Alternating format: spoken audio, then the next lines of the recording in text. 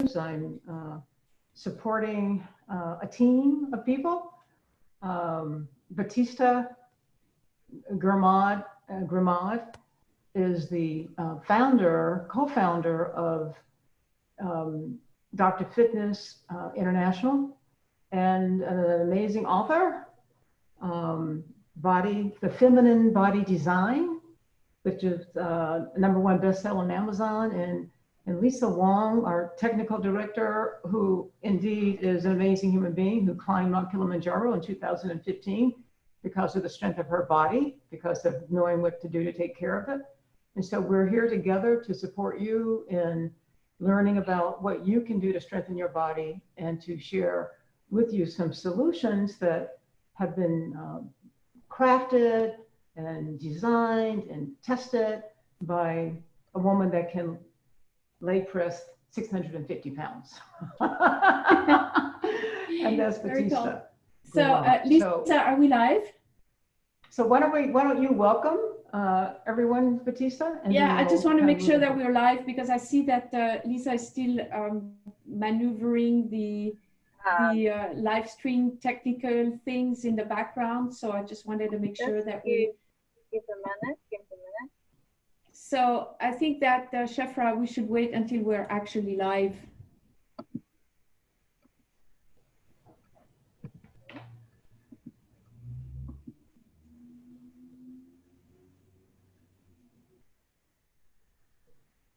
So we're waiting to see if we're live. Yeah, we lost the stream at first, so we'll get it back right now. Hello. Hi. Welcome. Hi, Candy.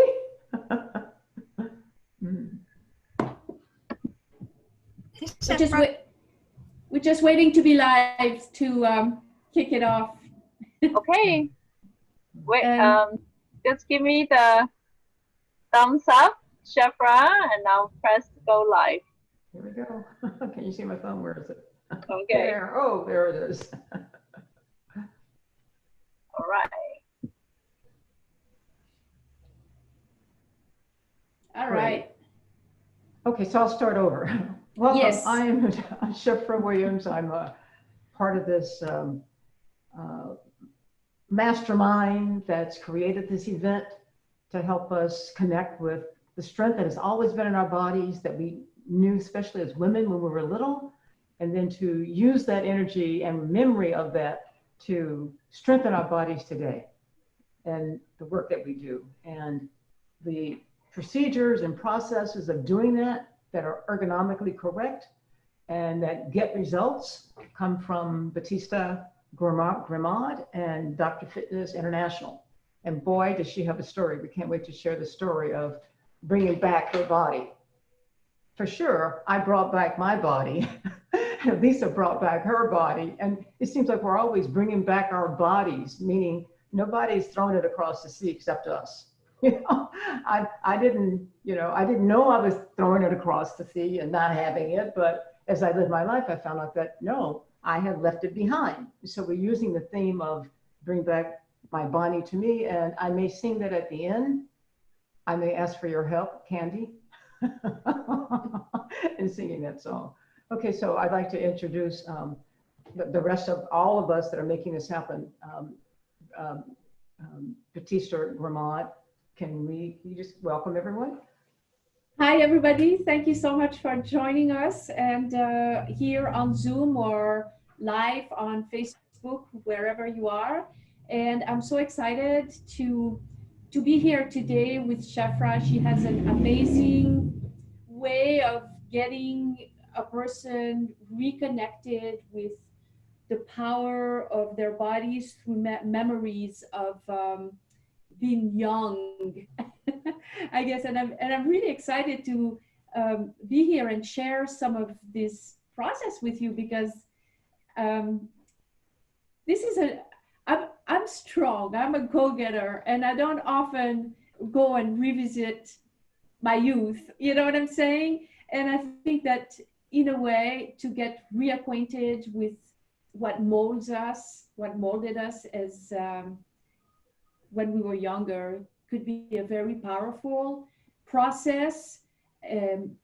personally, and probably for many other women, because my experience as a woman, as an entrepreneur, as a mother, is that a lot of times we give and we are always doing, and sometimes we have a hard time to sit back and recollect and just really reown our power. So thank you, Sheffra, for offering to do this interview so that we can share a lot of wisdom, hopefully. Wow, thank you, Batista. You know, I see all of us as little girls doing our thing, and what's fascinating is as I ask questions and Batista, the questions that I'm asking her are also questions for you, so you can be thinking about what you were doing and where you were, so that you can recapture and regain through the interview with her, your own experience of strength and power when you were little, and how much you enjoyed that your body could do things that you wanted it to do. And that can be an energy to take care of ourselves today, because today, if we are not strong, Batista knows so much about this, right? If you're a woman, right, you're going to be losing muscle mass, right? And the career benefits that you would be accruing to you, you won't be able to use because you can't get around. You know, you're afraid of falling and those kinds of things. And if you do fall, chances are, right, it's not that you won't get up. Somebody will get you up. But after that, it's downhill. That's what the data says. Am I right, Candy? Yeah. So it's vital that we bring back the strength into our lives. So thank you for creating the system, Batista, and working on it through your own pain and your own experience. You've come to create something that works. And we also have Lisa Wong, our technical director, who climbed Mount Kilimanjaro in 2015 using the things that she knew about the body, that it was indeed incredibly strong and it could heal, her body could heal herself. And it did. Maybe she'll have some time to tell you about that, but she, at a certain level, it's like, okay, that mountain is the tallest standalone mountain on the continent of Africa. It's over 19,000 feet, right? And she, with Ann Lorimer, who was like 89, and another person who organized the whole thing, I think he was like 86 or something like that, right? They all climbed on Kilimanjaro, and altitude, the oxygen went down. And Lisa said, okay, I know the body can heal itself. I teach this. And she used her processes, we call it healing by design, to get herself oxygen. She didn't have oxygen with her, but she used what she taught, because the body is a mighty, mighty instrument. And she made it up the mountain and staked her self-care revolution. There's a flag that she stuck up there at the top, saying, I'm showing the world the body can heal itself. So we have some amazing people on our program. And Candy, do you mind if I say something about you? Okay. So Candy Campbell is, in reality, Florence Nightingale. She travels the world being and embodying Florence Nightingale. And Florence Nightingale was an amazing figure that brought in sanitation and all kinds of health processes to hospitals, whereas before it was a place where you went and died, right? You could die just by being there because of how things were being handled. And she ended up being a confidant of kings, and it's amazing at her, back at that time. So Candy is PhD and a nurse professor, and she shares with the world why nursing matters and the power behind that. She also has seen nurses who do not take care of themselves and are giving and giving and giving and giving and giving, right? And then at some point they can't even, the back is hurting, the arms are aching, and they can't go further in their career because of the lack of body strength. So, so welcome, Candy. I'm so glad you're here. So glad you're here. Okay, so Batista? Yes. Where do we start? Okay, where do you want me to start? Okay, so what I'm going to do is, for everyone that's on the live stream, the questions that I ask Batista, I want you to ask yourself. Think about as if this is you, that I'm speaking to. So to access the strength and power from childhood, you can't like dig a shovel and dig it up. You can't just go direct and go, I'm going to remember stuff, and try to think about what you did, because the brain doesn't hold concepts, childhood. It actually holds scenes, pictures. And Cindy, welcome. Glad you're here. Cindy Logan has just come on. Thank you, Sheffra. Yeah, welcome. So we're just setting the frame for the questions that I will ask Batista Gremaud, who is the woman that created this system to help people strengthen their bodies. And by the way, she'll tell you a little bit about how that can happen in your home. You don't have to go to a gym, right? You're not dependent on things, right? You can make this home work for you as a place of gaining strength, regardless of whether COVID returns or not. But I'm instructing everyone that as I ask questions of Batista, that you think within your own mind that you're being asked that question yourself. And so what I ask her to do, I'd like for you to do it silently and see the things that come up for you. And maybe you will, Lisa will unmute you, and you can maybe share some of the things that you see. This is how you access memory. You cannot do it, again, directly trying to remember, what did I do as a child? The brain does not see childhood. If you close your eyes now and go like childhood, it won't come up with anything. But if I say like what I'm going to do right now, Batista, describe the street you lived on. Does everybody think about the street now? The street in your, okay, so describe the street, Batista. So the street was actually a cul-de-sac. I grew up on a farm outside of a small town in Switzerland, and it was very desolated. There was fields on both sides, and in the winter there was so much snow we had to walk. We couldn't get the car because it was too far outside of the city, so the city didn't come with the trucks, to clear the snow. So excuse me, Batista, what would walking do for your legs? In the snow with the legs up to your knees. Have you tried it? It's very hard. Very hard. Oh, so you got some strength. You got some strengthening going on, right? That I didn't get in Oklahoma, that Lisa probably didn't get, and maybe Candy didn't get. I don't know, right? Yeah. So you got your body working for you early on, going to school. This is amazing. Okay. Four times a day, in the morning, back for lunch, back after lunch, and then back after at night, because we always had a lunch break and we always had to go home. And my dad he had a car, okay, so in the summer or whatever, sometimes I caught a ride with him, but basically it was really about walking. So it was basically a half an hour walk 4 times a day. Wow. Okay. Reasons to live on a farm in a cold country. Beautiful. Okay, so we already see her strength, don't we? Just by looking at where the environment that she was in and the situation was conducive for her body. Continue. Batista. Okay, so it was, thank God it was not winter all year long. Okay. So spring and summer, spring was always gorgeous because that's where the flowers start blooming, and walking through the country road, basically it's where the fields started to come to alive. And then can you take us along one path?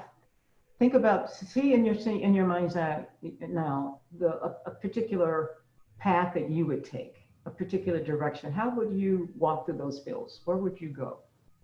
Well, I always went the same direction because it was the road back and forth from home to school. Oh, okay, so okay, you know what I'm saying? Right, Except that I can tell you that when there was corn season and I loved corn, I used to escape through the cornfield and steal some. Take us there. Okay, where's your house right now? My what? In relationship to the cornfield, where's your house? Oh, my house, the house is at the end of the road. Okay, so take us from your house to the cornfield. Okay, so it's the house, it's a big house at the end, and there's a garden. That's where my mother always gardened. And then there is... Did you help her garden? Oh, yes. Oh, yes. Oh, yes. So Yeah, again, it's physical, is it not?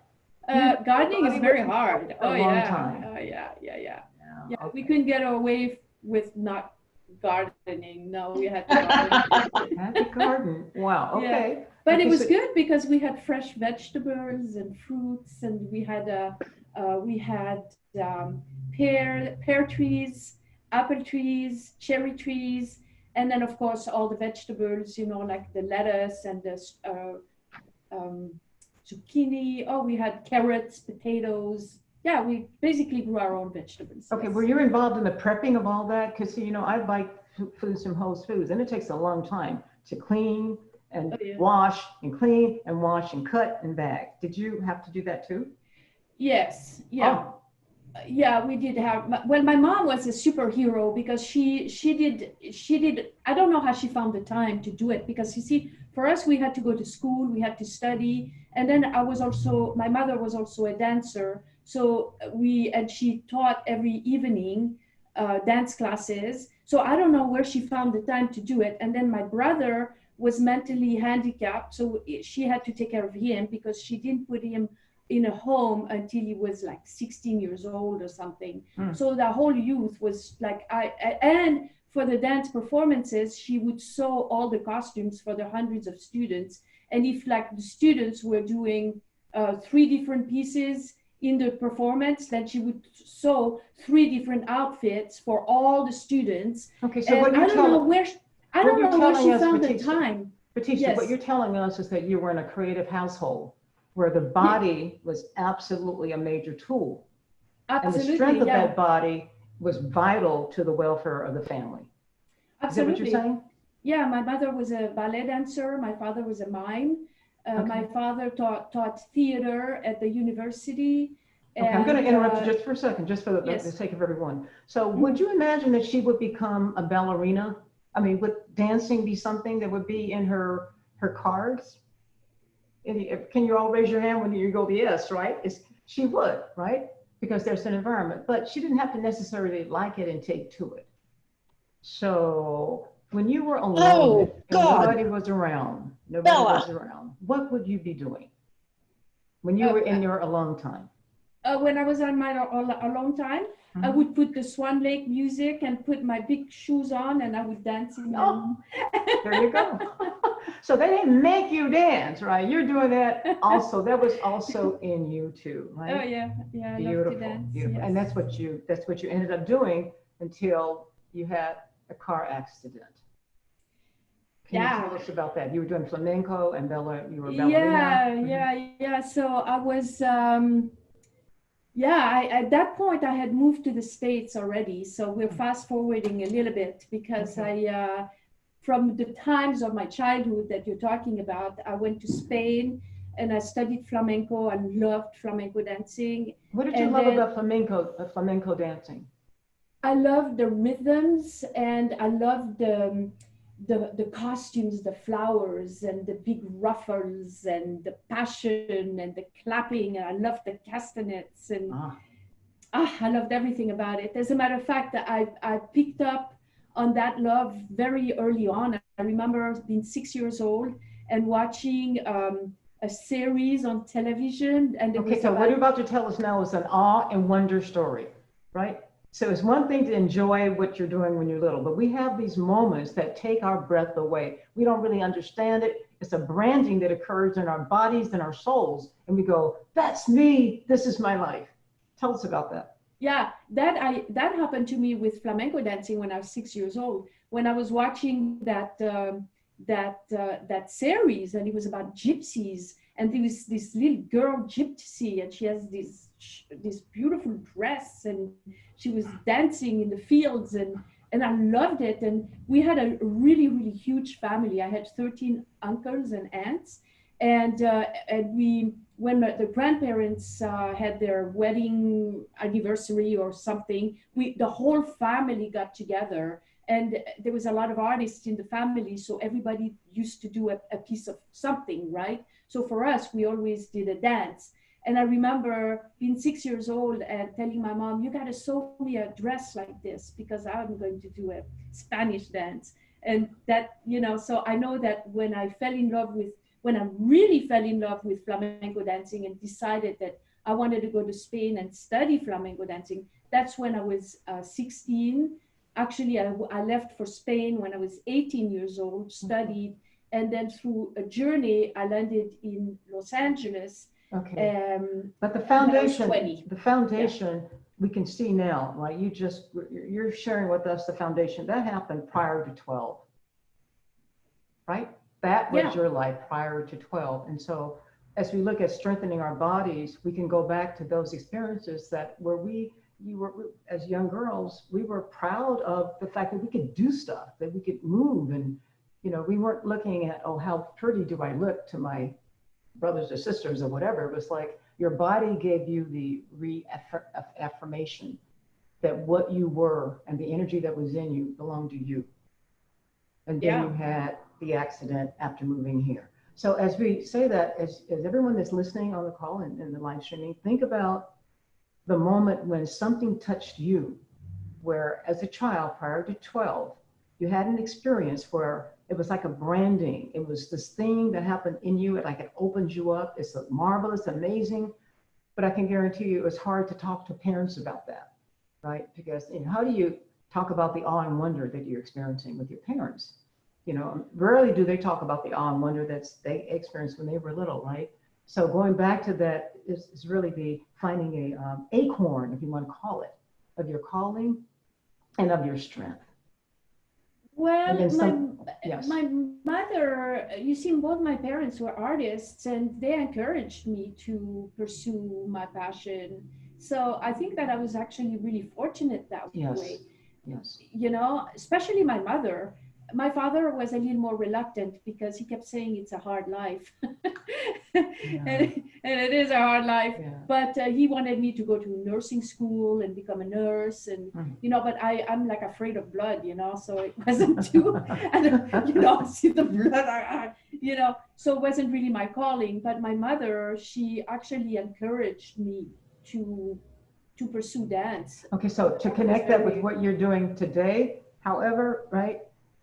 That was about the dancing. They had no idea that this was about strength, that you would eventually see that it wasn't just the performing, the dance and the moods and all of that, but it was the strength in your body that was the key to your life. Can we say that's true? My mother would have not. As a matter of fact, when I started strength training, she was horrified. Oh, there you go. She was horrified. A dancer, my God. Muscles, iron, no, oh shoot. You know, and I started strength training and then she said, oh, look, no, you So the strength part about your life was being instigated, unbeknownst to her, with that an hour and a half walking back and forth in the school in the snow and all the physical things that you were doing. She didn't realize that she was building that up in you, and then that would end up being your cornerstone, your foundation that you get to help the world with. Yeah, well, I got pushed against the wall myself because I had the same preconceived idea about strength training. And I didn't know about weightlifting. I didn't know any of that. Well, let me say this, Batista. See, you don't have to know about your calling. It's going to come back to you anyway. Well, it did. It's going to come back to you, okay? And when we look at it, we see how consistent it is, how relevant it is. Even though you didn't see it at the time, you're like wandering in the wilderness, right? But you got back to it. That's really what happened, which is so cool. That's an interesting way of looking at it. Yeah, and then the tragedy that occurs, that seems to be the tragedy, then that ended up being the reset, did it not? Yeah, absolutely. Tell us about that. Yeah, so I had a series of really unfortunate car accidents that kept happening. It was in 1990, from 1997 through 1999, I had 9 car accidents. And it was like, it seems like every 2 months, something would happen. I got rear-ended. Then I was driving on the freeway and it was a rainy day and I had a big, huge truck behind my car. And I guess he was following too close and he broke, you know, he wanted to push the brakes, and he slipped, and then the truck tipped and totally crushed the car I was in. And it was just a series of things. The last one of the series, I had a brand new car. It was a Cherokee Jeep, and I was driving 65 miles an hour. I wasn't speeding, and the steering box broke as I was driving on the freeway. So I lost control of the car, and then the car rolled over several times, and then I crashed upside down on the guardrail. And actually, if I hadn't been wearing my seatbelt, I would be dead. Interestingly enough, 2 days prior to the accident, I was stopped by a police and giving a ticket because I was not wearing a seatbelt. Wow. Saved my life. So the Batista. Yeah. So your reset had to happen a lot to get you to the place of where you are now. So I just want to turn to the people that are on the call, Candy and Lisa and everyone else, right? Think about what happened to bring you more in alignment to your calling today. Because see, we don't think about a calling when we're growing up. I mean, I did, because I was going to be a missionary to save souls and for the gangs in New York. Oh boy, I had a problem, you know. But generally speaking, we're on our way. We're just being and living the experiences that are in us, the energy that's moving in us, and we don't really see the pattern yet. It's like a spider making a web, and if you just kind of look at it a certain direction, you can't see the web has a pattern to it, right? But if you can look in the light, you can see that there's a pattern to the web. So there's a pattern to our lives, right? But we just can't see it because we're in it. We're in the spider going helter skelter. Okay. So what happened? If those who are on the call, think about this, and maybe you can write it down. What was your reset incident? What was your reset incident where the even at the moment it didn't seem that way, but it was the beginning of a realignment with the truth about all of you, not some one part that you've been using? Lisa, do you want to share a reset incident?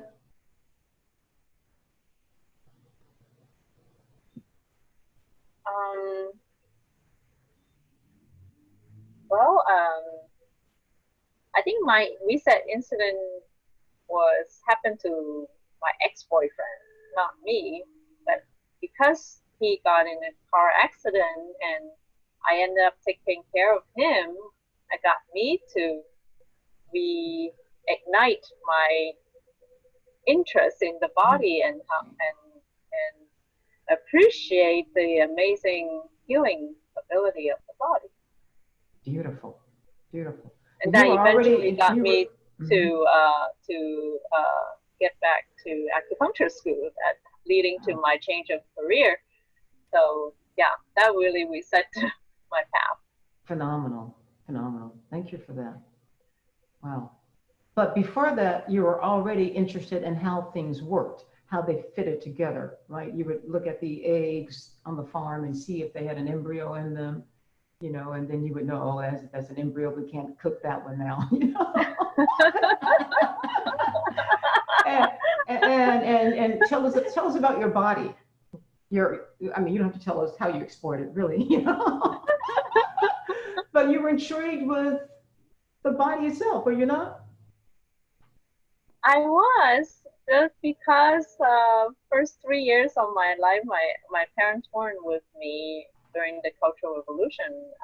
They were in the countryside, and I was with babysitter, and my babysitter, I guess, still had neglect of me because she has her own child to look after. So I didn't have anybody to play with, so I just play with myself.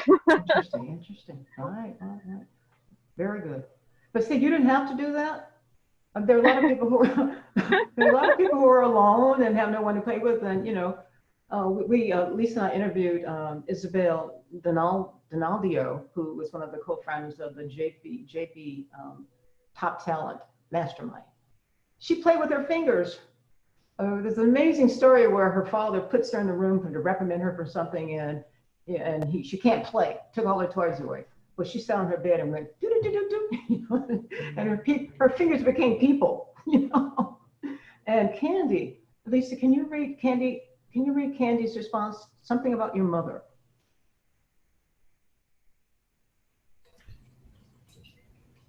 Candy, you can speak now. Mute? Am I unmuted now? Yes. Yeah. I'm sorry. I'm in a multi-generational house. It's very noisy. But you mentioned something. You were writing something about your mother. I was only about 5 or 6. I guess I was 5 because I was a kindergarten kid. And that summer before first grade, I was driving my mother insane. I have siblings who are a lot older than me, and she was trying to get work done and do things around the house. I don't know. But I was forever singing to myself, and story was the thing that was the constant in my life. And I would do things she just couldn't abide, like talking about physical things. We had a lot of trees on our property, and I was always climbing trees, and she thought that was not ladylike. So, okay, it's not for me, but I loved to do it anyway. And I started doing cartwheels and all kinds of gymnastic things, which she did not like me to do. Wow. Again, my brothers were doing it, but it wasn't ladylike, so she didn't want me to do those things.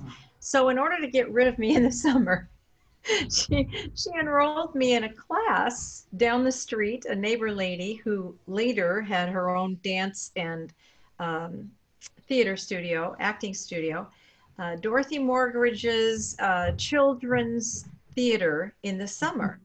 And so I would go for 3 hours a day, and she had, 4 or 5 little kids from the block, and she basically paid attention to us and allowed us to do different improvisational things with story. Wow. And sing and dance. Candy, she had no idea that you would end up being a PhD nurse and impersonating Florence Nightingale, really in the whole her whole costume, her voice, all over the world. It's amazing. Yeah. So that reset, in a way, your mother moving you there, right, actually increased that energy and gave you a way to express that energy that has then become your work. Nursing, as well as theater, as well as encouragement of people to be healthy too, the nurses that you work with. I'm sure you've seen a lot. Yeah. So thank you for that. Those of you who are on the call, think about again your reset. Think about the things that were honored in you. See, it's easy to think about what was missing, but we don't want to think about what was missing or the what we didn't get. But if you just focus on that foundation, you can see all of the threads of who you are and the things that you love today. You're on solid ground. Whatever you're doing is solid ground. It's not by accident. Very cool. So Batista, so now you had this accident. You could have killed you. I mean, you could have died. And so for 10 years, you were happy? What state were you in? Well, kind of in shock, right? Because I was constantly in pain.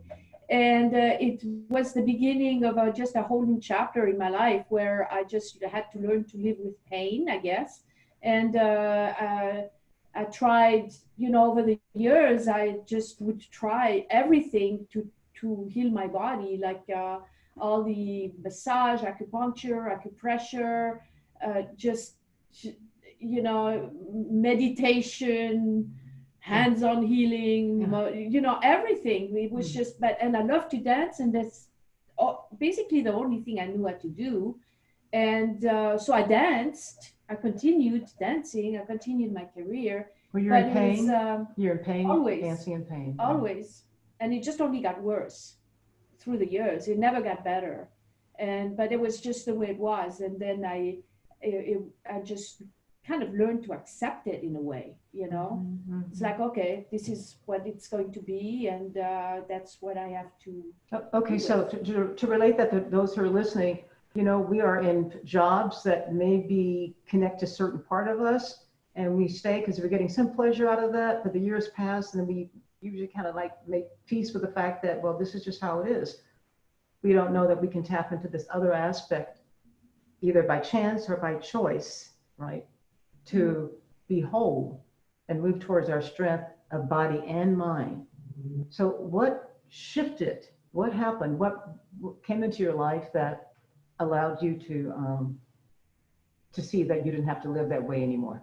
Okay, so what happened is, so I was dancing by profession, and then by hobby or my other passion is meditation and metaphysical science and quantum physics. And so if I was not dancing, I was always in some type of a meditation group or learning something that had to do something with healing, mind, whatever.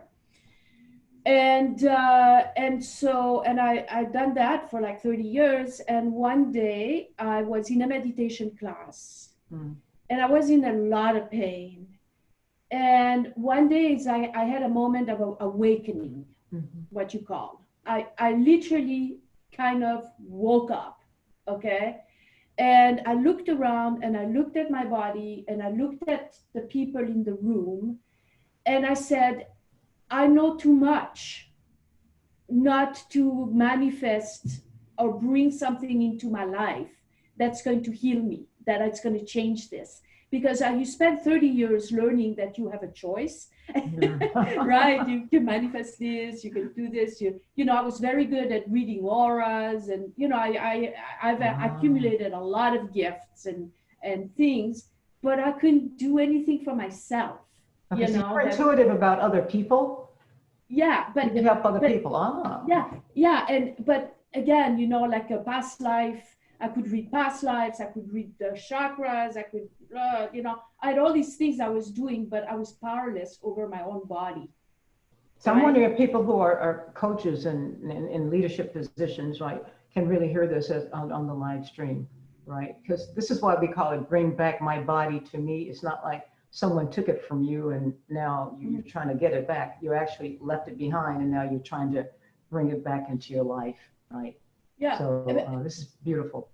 Yeah, and then I looked around and I saw that I wasn't the only one.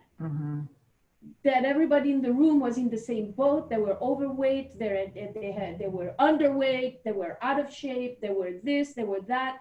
And we were all like, you know, enlightened that we can't even do anything for ourselves and our own body. And I said, there's a piece of the puzzle missing here. And I'm going to find what that piece is. Okay, can you take us back to the moment where you're there? You know, can you describe where you were sitting? Describe the room where you were, could you? Yeah, I was in a meditation Help us see center. it. Help us see the room. Huh? Help us see the room. The room had gray carpets, kind of uncomfortable chairs. The room was had windows that gave on the street on one side, and on the other side there were offices, like where okay, so the reason I asked Batista to do that is to show you that you have impeccable recall. But if you try to approach the past by concepts, you won't get that, right? She's now in the room. Okay, so you're in that room and you can see it now. Your body's back there. And tell us where you're sitting. I'm sitting like in the middle of the circle. There was a, you know, like a circle where, I mean, not in the middle of the circle, but kind of like right on one, you know, if you're sitting like this, then I was kind of like here. Okay. You know, cool. Yeah.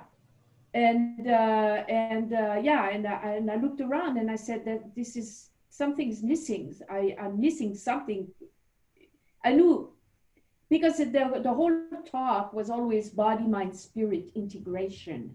That's what, you know, all the spiritual practices, that's body, mind, spirit integration.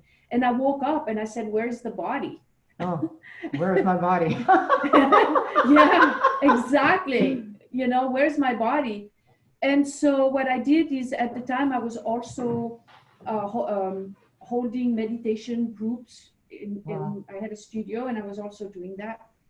And so I called on the meditation group and I said, okay, tonight we're going to do a meditation and we're going to make an intention that we're going to find the piece of the puzzle missing, so that we can really truly get that body part in the body mind spirit integration. And so I called that was the intention, and we did a mock-up board, and we did everything that I ever known and learned about manifesting something. We put it into action that night. You know what I mean? It was like, this is it. Yeah, yeah. And the next day I met Dr. Fitness USA.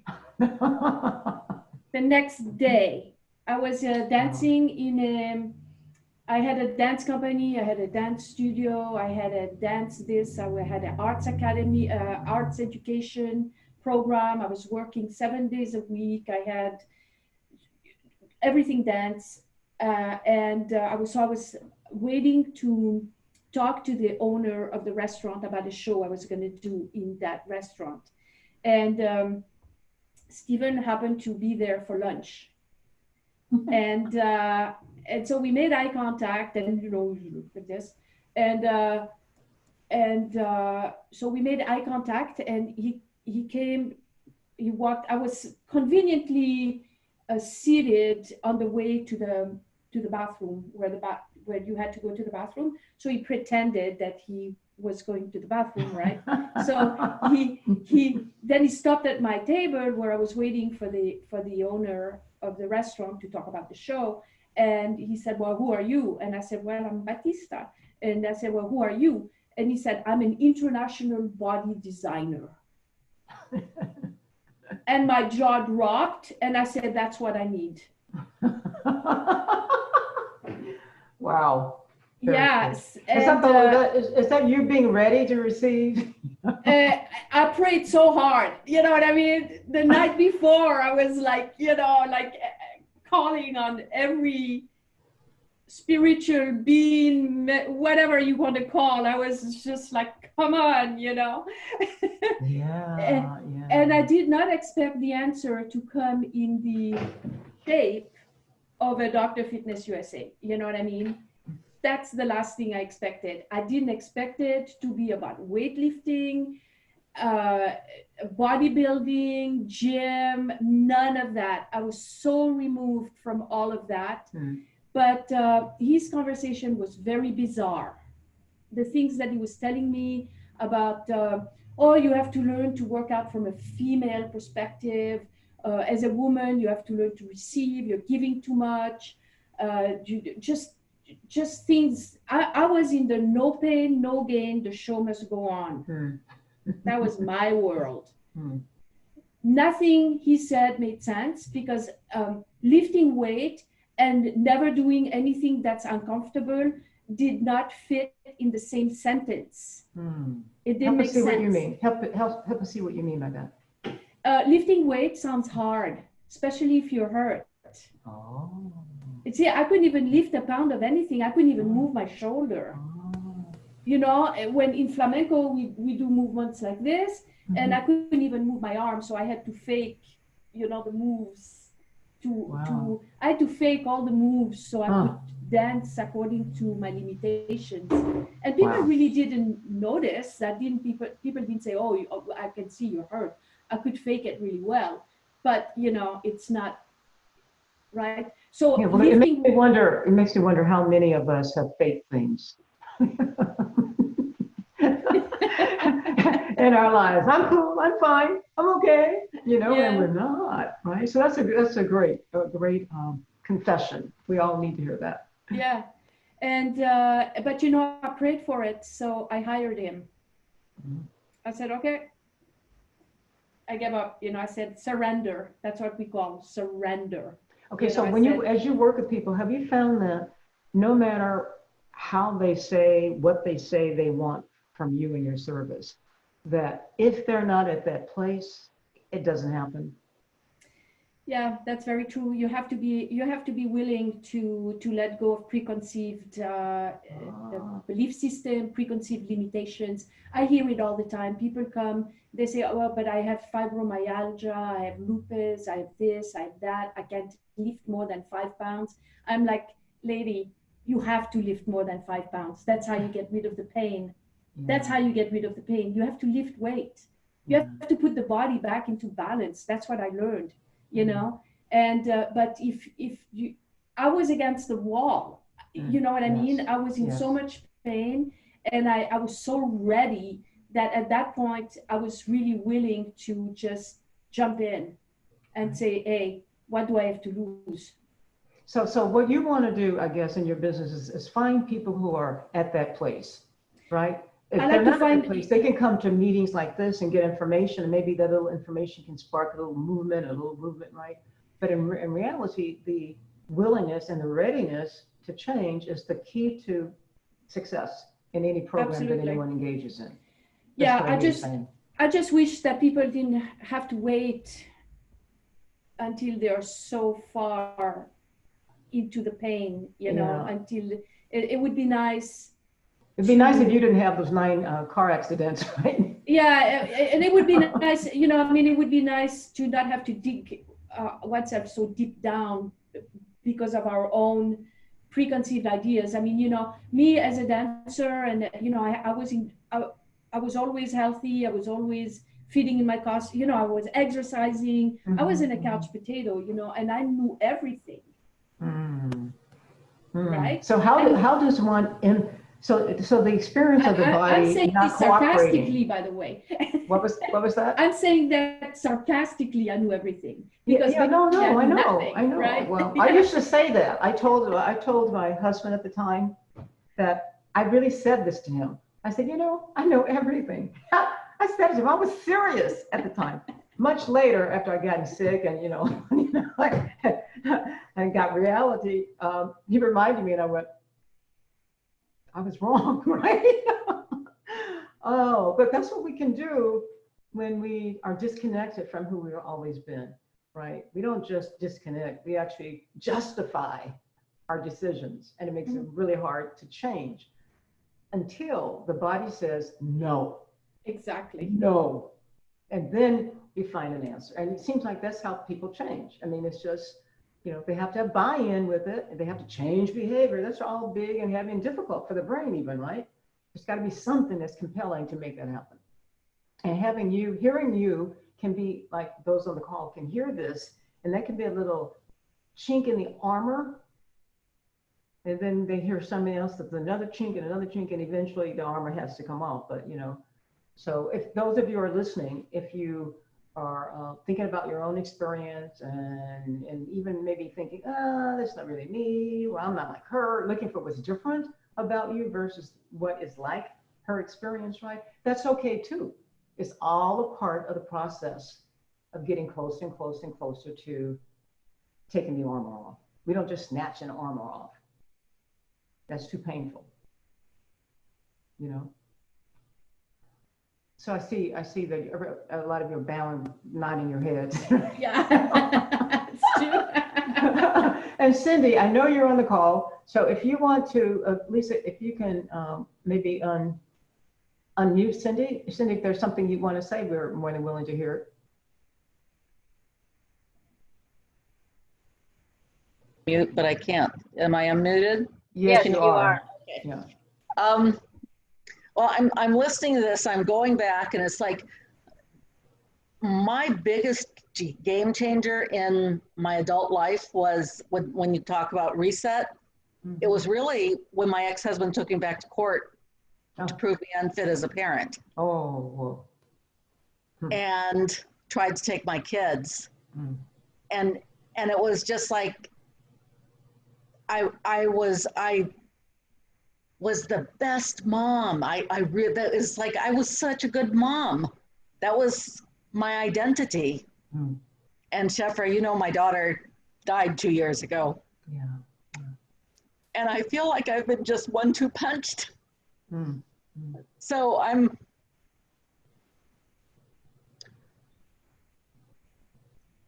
listening to this. Yeah. And my ex-husband is now dying of pancreatic cancer. And right before this, I listened to his YouTube video that he put out. But it's like, I feel as if I've wasted my life. I've not done anything with it. I've not done what God called me to do. I've not done the things that I should be doing. And all because my ex-husband took me back to court and I gave up on life. And I won. I won 4 times before he finally quit. But it's like the court and the psychologists and the counselors, they all said she is a good mom. Yeah. But it's like I gave up at that point. Yeah. This is amazing. I'm so glad that you're on the call. So when we talk about reset now, when you look at the things that happened to Batista, at the moment, she didn't know that they were part of the reset movement. Right, Batista? Yeah. All those things that were happening, he had no idea, right? No. But all those things were beginning to create a realignment of you with your true purpose and calling. And everything, when now looking back at it, like looking down from the top of the mountain down to the bottom, you can see that everything that happened, every move you made, every event was bringing you to this place, right? So Cindy, I know I can say this to you, that everything you've experienced is bringing you back to your body, because that's where you reside. You reside in your body, and your body has needs and desires and pleasures and awe and wonder experiences that is just waiting for you. And this may be one of those little chinks in the armor that helps one to see that, right? To get a bigger, broader vision of it in time. Again, this is not like Batista's story, it's not overnight. No. You'll be struck, healed. No. Because it's regaining the strength that you already had and bringing that back into the body. And then that allows you to move, allows you to do amazing things. Yes, I can see that, because I have not, I've just been kind of a slug and not doing much at all. And not, I have so many gifts like Batista. I have so many gifts, and I've been a coach in the past, and I've helped people just overcome all kinds of things, and yet here I sit. Well, here you sit, which is fascinating. Did you have any idea that Batista would be saying anything like this? I mean, I didn't. Although I don't know if you saw my comment about Rolfing. When I went through Rolfing, which is a deep tissue massage, he talked about muscle memory, and he accessed many memories as he was doing the Rolfing.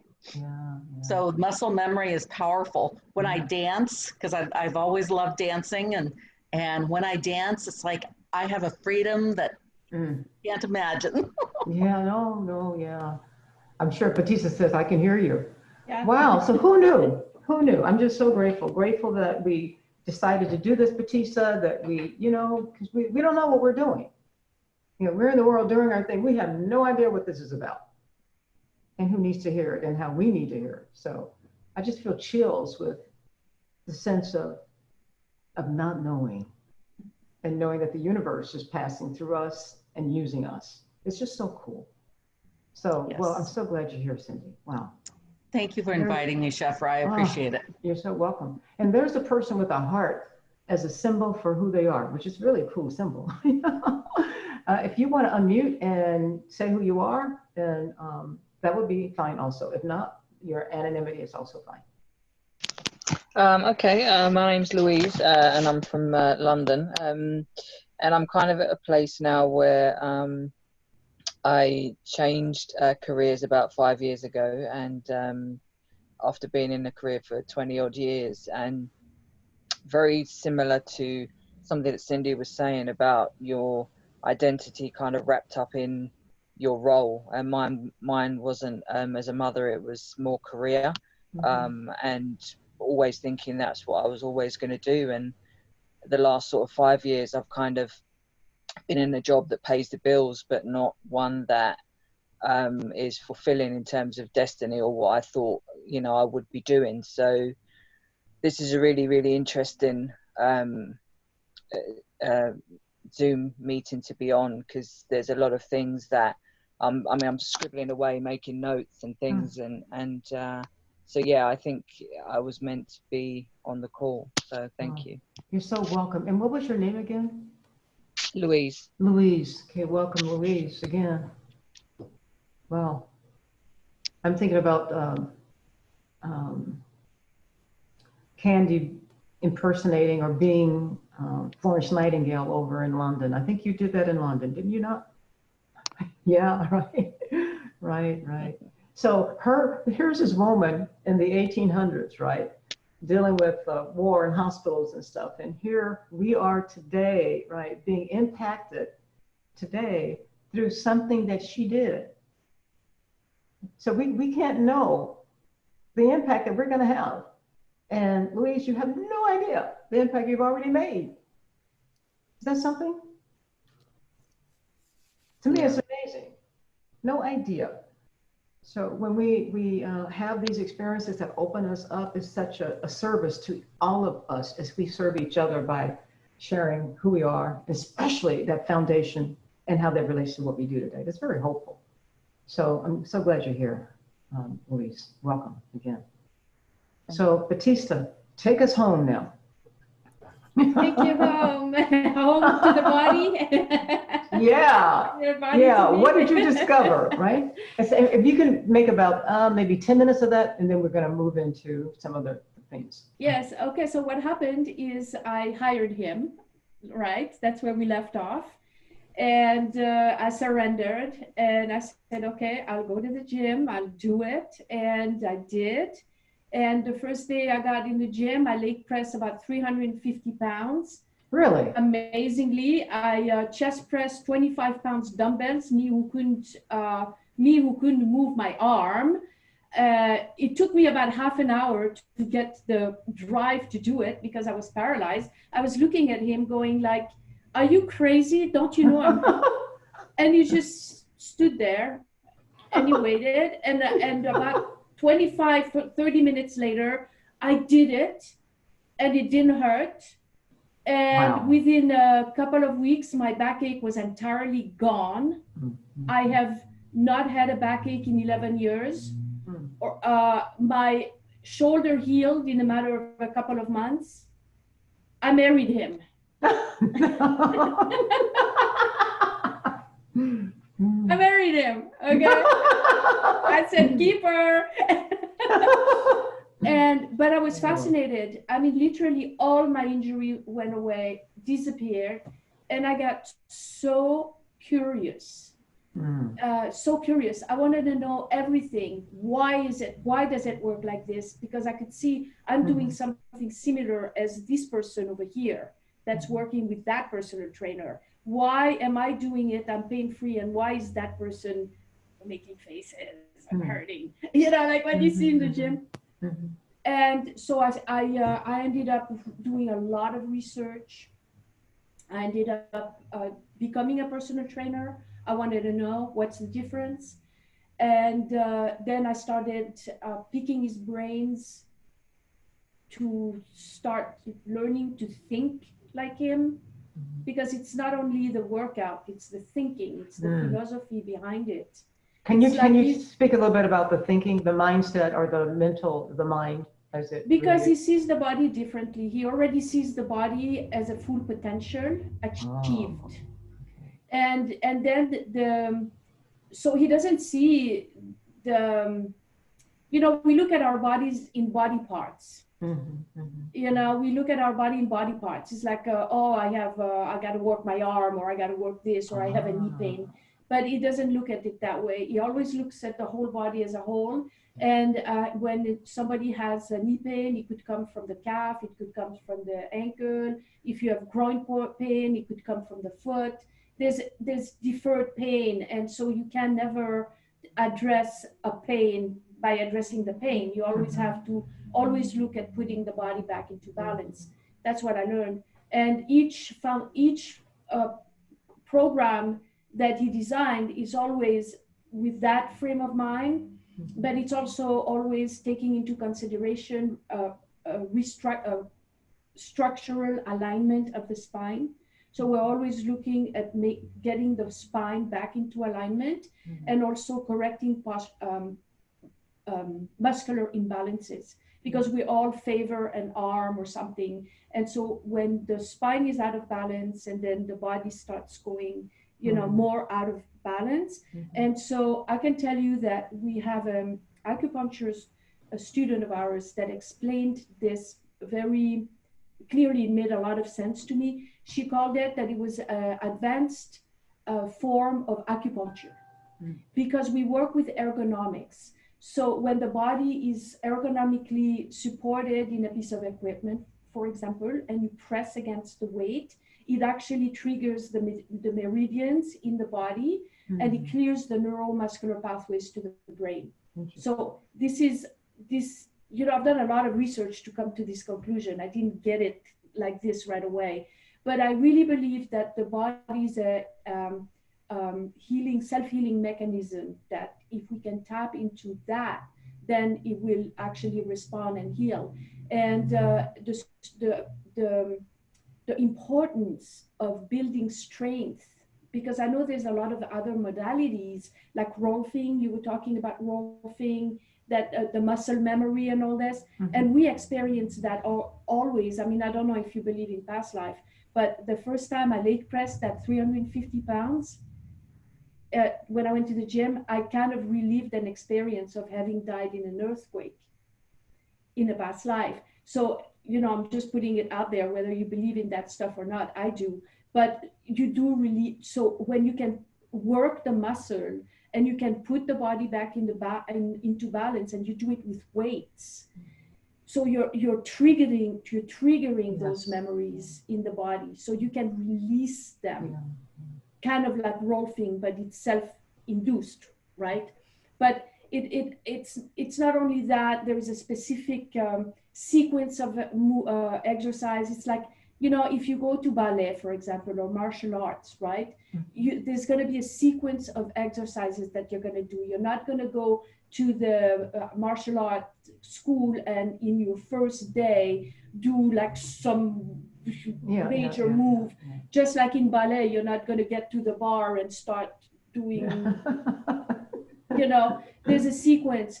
And that is something that is not understood when we talk about fitness or strength training.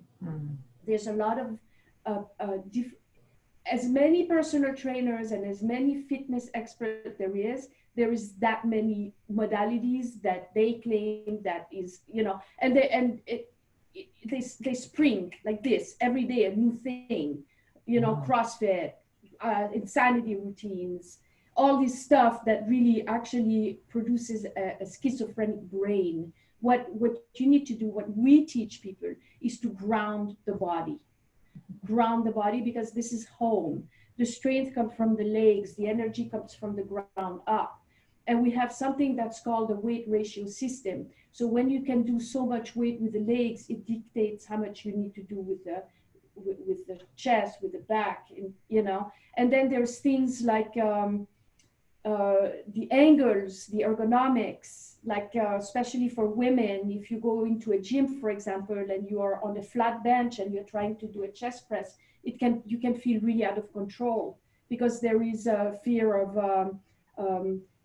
abandonment, failure, noise, you know, the major fears. And then you go back on your back like this, you can feel out of control. So we always watch at the angles of how the body, so you can always feel safe and supported. And when you put all these components together and you do it like this, then you can increase your physical strength by 20 to 50% very rapidly, but safely. And what that does, it's like an active meditation. The body goes quiet. So Batista, what do women feel after going through this process? What are some of the things they feel and experience that they didn't ever before? A sense of well-being that is hard to explain. Energy, a sense of energy. Like we just started with somebody last week after her first workout. She said, you know, I've been working with personal trainers my whole life. I always thought that because I was exhausted and sweating and drenched that I had a good workout. And now I feel so good. I'm so energized that I can't even go at night. I have to go in the morning so that I can use that energy to do my day, because if I go at night, then I can't sleep because I have so much energy. Wow. So strength is not necessarily painful and hard. That's what you're saying. No, it's not hard at all. Strength is As a smart. matter of fact, when people do our program, they go, that's it? That's all there's to it? Yeah, it's amazing. It's comfortable. It's like some other students refer to it as an active meditation. Yeah. Okay, It's so meditative. So Centering, this translates into how we embrace change in general, right? With ease, at least after we get through the reset part of it, right? So change is going to come, and we will experience ease and comfort and peace beyond all understanding, right? All these things come in a way as a result of the willingness to feel the pain, because if you're really numb and deny that you're in pain, that's a whole other story, right? And so often we deny, oh, I'm okay. Yeah. You know, I remember being in the gym, you know, I'm a martial artist, and I was fighting a man who was intimidated, and we had a sensei there, and the person was supposed to, I knew the kick he was supposed to provide. He was supposed to go for my head, and I knew the move I was going to use to block it. But he was upset about not doing well, and he was new. He wanted to do well. But when you're new, you don't know, right? And I had been there longer than he was. So he was angry, and all that energy, he went for my head, not for my waist. And I put my hand up, and it broke my arm. So I'm in the gym saying, it's okay, I'm okay. You know, I'm still trying to do the kumite, trying to do the boxing. And the sensei, go!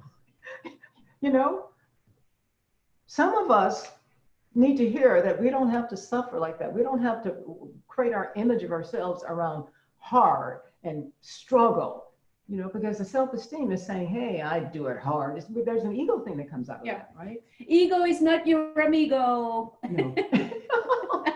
Cool. So thank you for sharing that. And I just want to open up a little bit of conversation for people who want to make some comments. If they can be brief, that would be cool, about what they're hearing. What are you getting from what Batista is sharing? Just a nutshell, right? It's just a gut response. So whoever wants to say that, whatever you can. Okay. Well, I'll start. Okay. So, Batista, I want to thank you because I've been like you were. I shun weightlifting, scares me to death. I have so many pains in the back and arms and such. Before I heard you talk, I'm sure I would never attempt it. But now I had that experience with listening to you, and I'm thinking, okay, that's the next thing that I'm going to do. I'm going to do it because what I have been doing, which is just going to the chiropractor and getting massage, is a temporary fix, but the problems are still there. So I understand it's really strength that I need, not just relief. So thanks.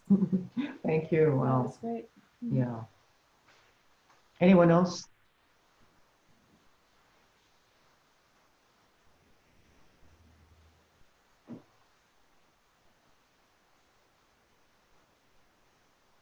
Okay, so thank you for the pause. So Batista, you mentioned to me about having a gym in your own home, right? Yeah. So I know this is a secret sauce, right? And you know, I mean, you help. Well, why don't you talk about that? So we always believed in working out at a gym because there's where you have good equipment. And Stephen has done this for 55 years and he's mastered the gym workout. So we never worked out at home. We always worked out at the gym.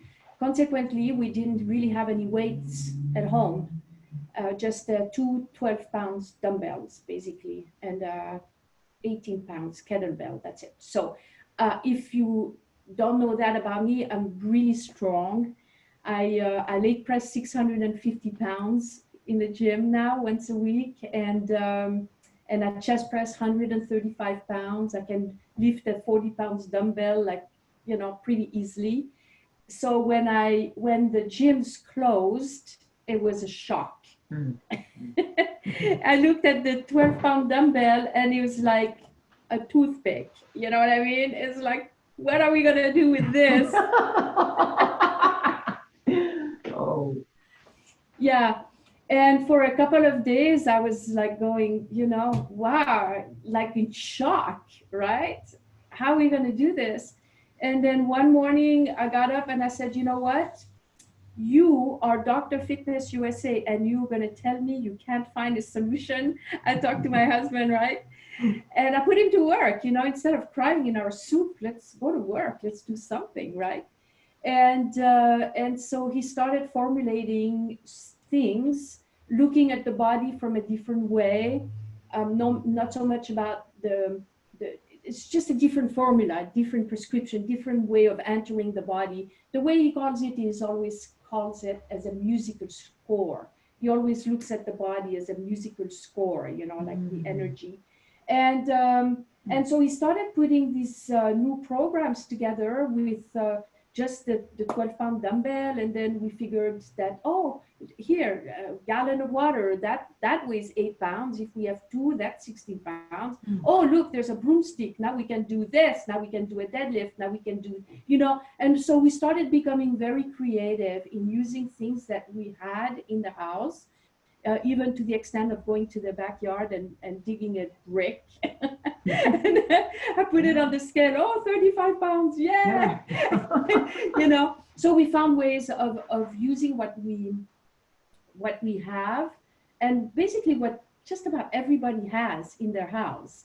And we put together those new programs. And that's basically what we've been doing and what we've been giving our students. And that's it. So I see on social media, people are asking, oh, the gyms are closed, what to do, and you know, what are we going to do?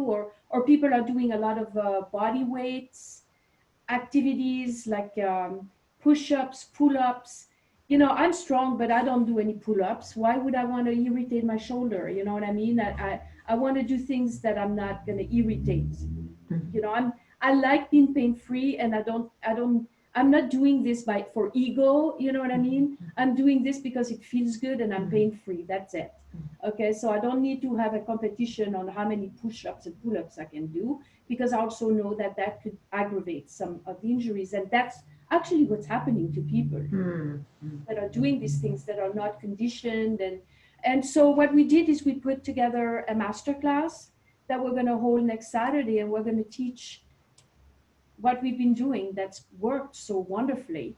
And so it's going to be a full body workout that you can do basically in 45 minutes to an hour. Once you know the workout, you can actually cut it into different pieces if you want to do 20 minutes one day, 20 minutes the other day, you know what I mean? So you can arrange that. But basically a full body workout that addresses also body parts that sometimes women don't think about because they don't see it. It's like your back. You know, a lot of women go, oh, I gotta lose my tummy, or look at this, and they don't realize that everything is connected, and even your tricep is connected to your back and things. So we don't miss body parts, you know what I mean? We really look at the whole body as a whole. So that's what we're doing. So the first one that we're presenting of this class is going to be next Saturday at 10 a.m. Pacific Standard Time, and it's a 2 hours master class. Do they need to have anything already in the house in order to? Yeah. So what I'm doing is when somebody registers, they fill out a questionnaire and they tell me what they have, because some people have a dumbbell or something. Some people have something in the house, and so I want to know what the person has. And then if they don't have anything, then I would just give you a list of things that you might gather for the class, like specifically gallons of water, maybe 2 gallons or 4, depending on how strong you are. A broomstick, because you can do a lot of things with the water, the weight of the water. And then, you know, so anyway, there's a list, you know, that I give you of things that if you have a cat litter bag, that's good. Cool. Is there any follow-up, like once they do this for the Yeah, master so class? There's like a setup and assessment of what you have and then how to use it, but how is there a follow-up to it? yeah, so what I'm going to do is I'm going to make the video available for the people, so you can always go back to the video and then beautiful. take the tools Okay. that you've learned, and now you've had some ideas. Maybe during the master class you didn't have something that then you thought, oh, I could have done it with that.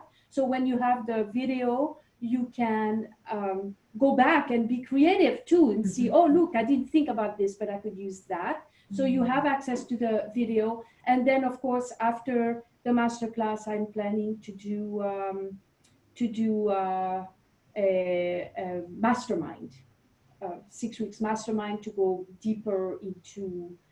But that's another topic. You know, first things first. It's amazing what happens when one person sees the light. You know, when you get open to possibilities. It's pretty stunning to see that. Well, so we've been on a journey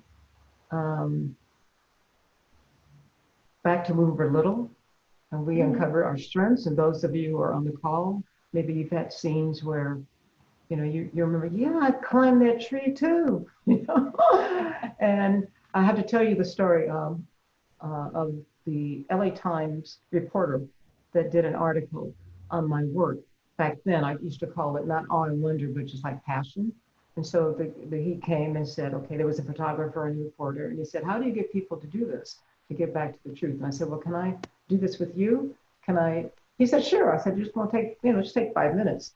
And so he described in a way like you did, Batista, and those who are on the call, the street he lived on and walking and up into his house. And he was back there, right? Because and looking at what happened, I want to avoid looking at the pain because we know that really well. But the awe and wonder is buried in the ground. It's not missed, but the other one they really know. So how do you access that? This bypasses the painful part. And so anyway, he's describing that, and you go up into his room, and he doesn't say anything a lot about what he's doing up there in his room. And we come outside, and he had mentioned trees. And so I just asked him, I said, did you climb them? And he said, he took a breath, and he was back there seeing his father tell him to get down from the tree. And he yelled, my dad was always telling me to get down from there. He had remembered to get down from there. And I said, well, what does that mean? And he said, he was the one who was afraid. Because see, he remembered he always climbed those trees, right? So as we go back, and Batista talks about her childhood, her mother's expressions, right? We want to connect with not their expressions, right? We want to separate that and focus on us, that feeling, that pleasure we had, right? But then, let's see, that was in 1989. He wrote a great article, it's archived, you can find the article, it's called Putting Passion to Work. 2008, I was in a position of being grateful for the people that had impacted my life, because that article had impacted my life and a lot had happened as a result of it. This is before the days of what do you call it? Quick publishing things that people would do, right? This is the LA Times and a full, an interview. So it was important.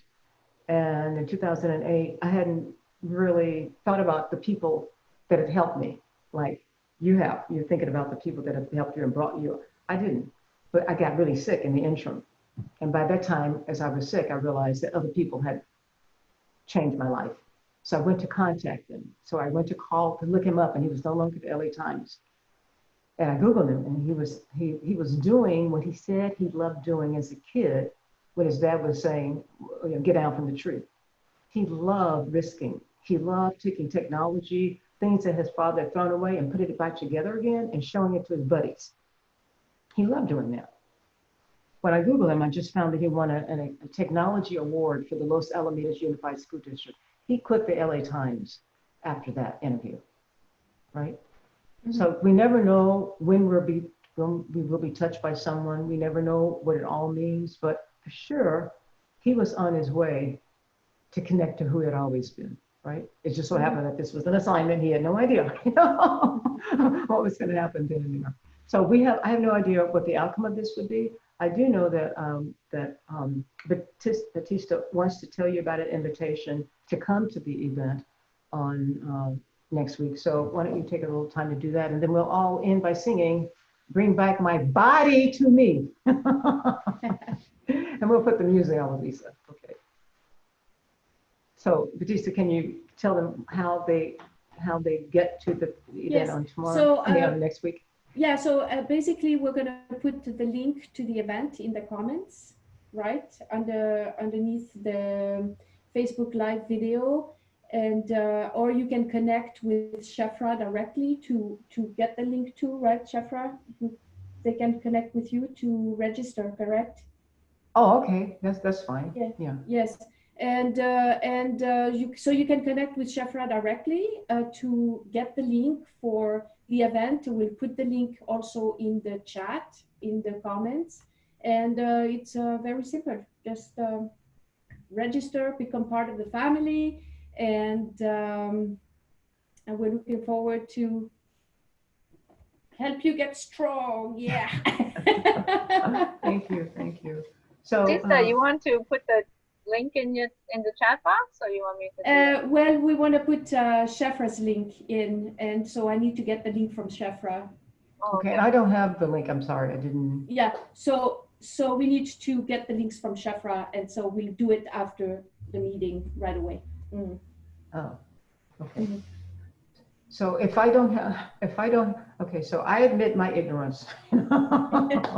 Links and unlinks them, whatever. So I have a link, and I should be able to do it. If I'm not able to do that, to find the link or whatever, I will help you. Mm-hmm. You'll help me, okay. Yeah, okay, so we'll post this back in the live streaming so they can come back and find it? Yes. Okay, cool, great. Cindy, thank you for showing up. I appreciate that, and everyone that's on the call. And I don't know if how old you are, those of you who are on the call, but in 1909, there was a song called "Bring Back My Bonnie to Me." I'm not that old. Okay, so I thought I would invite us to sing that, and Lisa's going to put the music on because they have the words on there, but we're going to substitute Bonnie for body. Okay, and and by the way, if you sing this song and you're singing "Bring Back My Body to Me," this is like being Batista saying, "I want to change." So watch out, see what's going to happen. Okay, yeah. Lisa, there you go. Okay, ready? All right.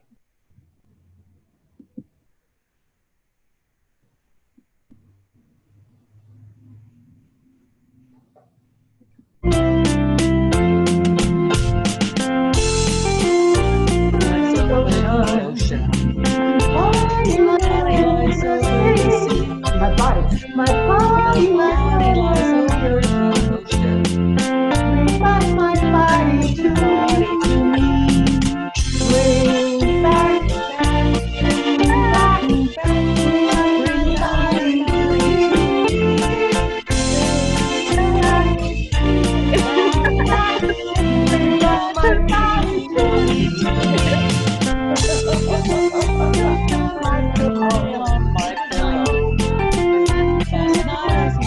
On my bed.